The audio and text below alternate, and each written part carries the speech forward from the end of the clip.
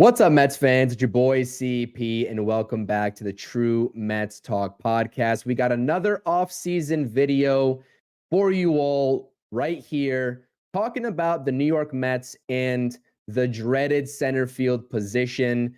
How are they going to figure out center field, especially with Harrison Bader hitting free agency and Brandon Nimmo moving over to left field for the most part in 2024? What is going to happen, and how are the Mets going to address this? We'll get into this topic. We'll talk some internal candidates, obviously. We'll talk some trade candidates. If there are any free agency candidates out there in terms of the center field mark that are for the taking, we'll get into all this. Before we do, hit the thumbs up on this video. Subscribe to the channel for more Mets offseason content. Have been doing streams and dropping pre-recorded episodes for the last couple of weeks regarding this offseason. It is in full force with free agency starting yesterday officially, and there's going to be a whole lot more, so make sure you subscribe and turn on those notifications. All right, let's get into the actual video here. David Stearns yesterday appearing in front of the media, had some microphones in front of his face and was asked some questions about the New York Mets. He gave some answers in terms of, the coaching staff and saying that all of the coaches from 2024 are going to be returning. And he also talked about the outfield. And if you all know the current status of this team going into the offseason, the outfield is anything but sure, right? You have right field and Starling Marte, who could be a trade candidate. You have center field, right? Harrison Bader hitting free agency probably isn't going to be back. And it's kind of a question mark. And I guess the immediate thought process amongst Mets fans would be, maybe we just move Brandon Nimmo back to center field in his original position before Harrison Bader got brought on board. And you know what? David Stearns in his comments said, hold on there just a second. As you can see here in quotations in the white text on this slide, David Stearns was asked about Brandon Nimmo, in which he responded with, for the most part, I think we should expect to see him being Brandon Nimmo, in left field next year being 2025. So this begs the question, what are the Mets going to do, if anything, to bring in potential external candidates to fill the center field spot?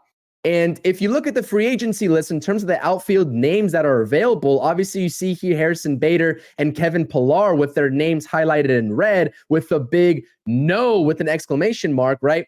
They are not going to be options for this Mets team that has championship caliber aspirations in 2025 and beyond. They're in the later stages of their career, and in these stages of their careers, respectively, they're just simply not going to produce. And we saw this with Harrison Bader as the season went on in 2024, that they are not going to give you the production, maybe defensively, but definitely not offensively, that the Mets really are going to want to kind of backfill that center field position. And you see here the names highlighted in blue, we'll certainly talk about in a future episode as it pertains to the Mets outfield search in other aspects. But Juan Soto, Teoscar Hernandez, all the way down, these are corner outfielders that we are talking about. So how do the Mets address this dire need of a center fielder that has seemed to plague this team for more seasons than not, right, over the past couple of years, especially before Brandon Nimmo kind of solidified himself as that center fielder for a couple seasons. Now,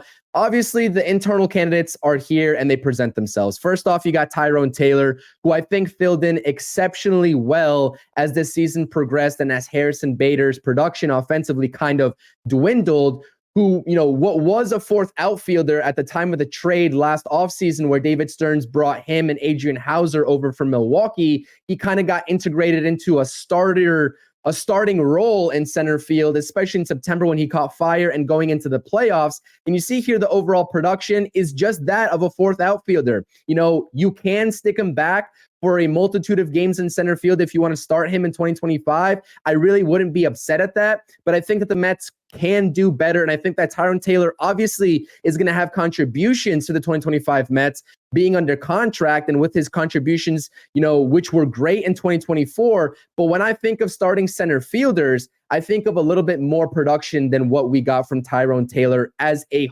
whole in 2024 with those numbers over 130 games. You see here 248 batting average, 7 home runs, which was actually down from his previous season in Milwaukee, where I believe he hit around 15 home runs, 22 extra base hits being doubles, which is good. I like to see that. I think that's pretty impressive in terms of what expectations we originally had for Tyrone Taylor coming into the season, and a 701 OPS. Now, the other name obviously is Drew Gilbert, but this is a wild card. And for those of you all who have been rocking on this channel with me, with my Mets content, know that I am the biggest Drew Gilbert believer.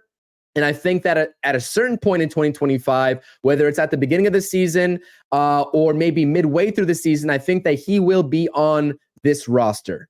There's no way around it unless he gets traded this offseason, which I really do not foresee happening. But again, when you talk about these prospects that haven't made their way up to the major league level, and even the guys that did, a la Luis Angel Acuna, who David Stearns also spoke about, saying that he thought Luis Angel Acuna played really well, but that he also realizes that it was only a couple of weeks worth of production, if that. David Stearns is not really tied to any of these prospects. Now, I do think it would be a mistake to include Drew Gilbert in any trade package, no matter who you're getting back. But let's not also act like his 2024 campaign at the AAA level wasn't lackluster.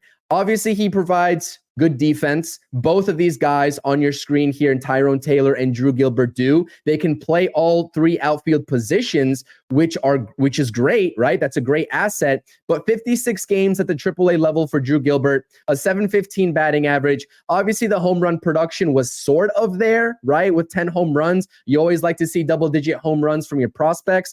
But a 706 OPS, it just simply wasn't cutting it. And obviously, he had a lot of injury concerns. The injury bug kind of played Drew Gilbert, and now he's in the Arizona Fall League. I think he's doing pretty well with what I've been keeping up with him, and I'd like to see that progress, but I'm not entirely sure that David Stearns is going to rely on the services of Drew Gilbert, especially with how sort of uncertain his production at the AAA level was. So this brings me to my next point, right? With the lack of free agents, with us being kind of wary of relying on these internal candidates, if the Mets clearly do, right, they have championship caliber aspirations, and are we really going to rely on Tyrone Taylor starting or Drew Gilbert sliding over and starting?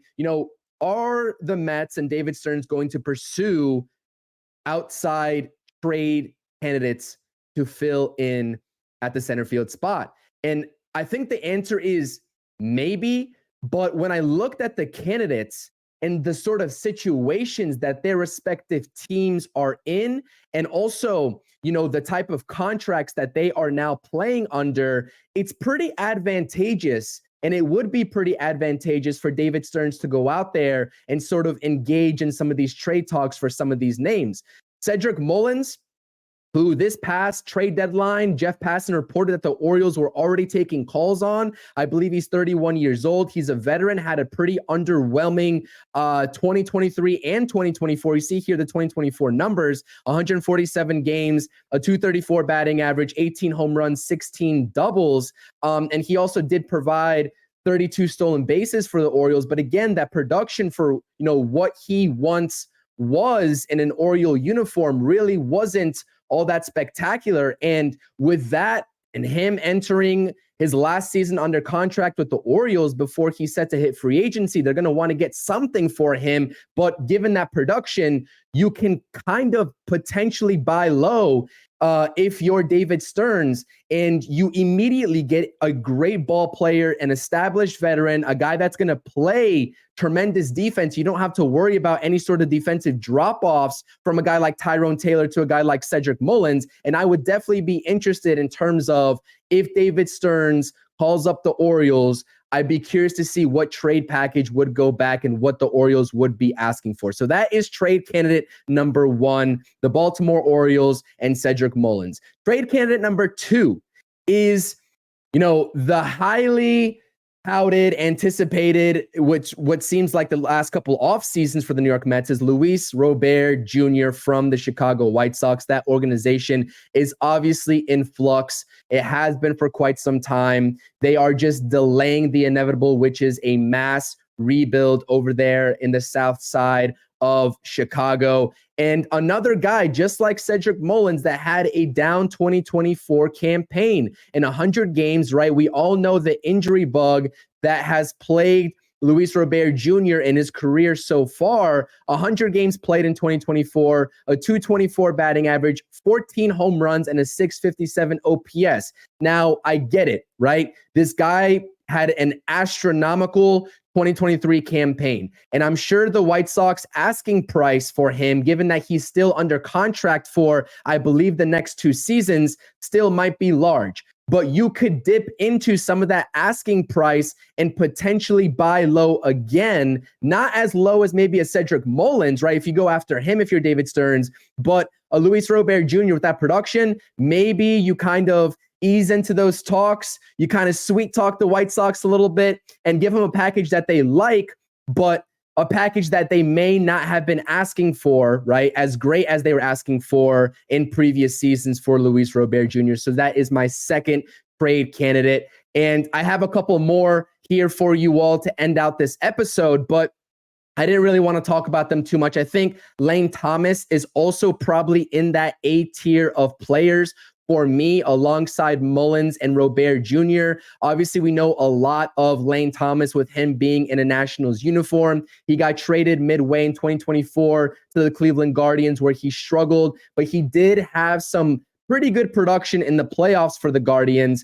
But again, just down 2024 numbers across the board. He has, I believe, just under an $8 million payroll hit for the Cleveland Guardians. But again, when you talk about an organization that doesn't prioritize paying their players big money, right?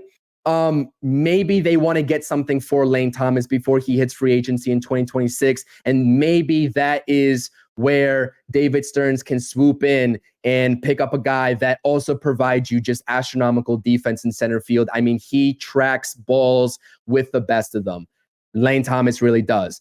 2 other names that I wanted to throw in there, but again, their respective teams are a little bit more of a murkier situation. You don't know if the Astros with Chas McCormick or the Rangers for Leody Taveras are going to be as willing to let those guys go. But I really do think when you take a look at the first 3 names, given the respective situations of the Orioles, the White Sox, and the Guardians, this is a trade market for center fielders that David Stearns can potentially explore. So let me know what you all think with the names that I listed here in this video. Continue to hit those thumbs up buttons and subscribe to the channel for more Mets offseason content. Your boy CP, let's go Mets.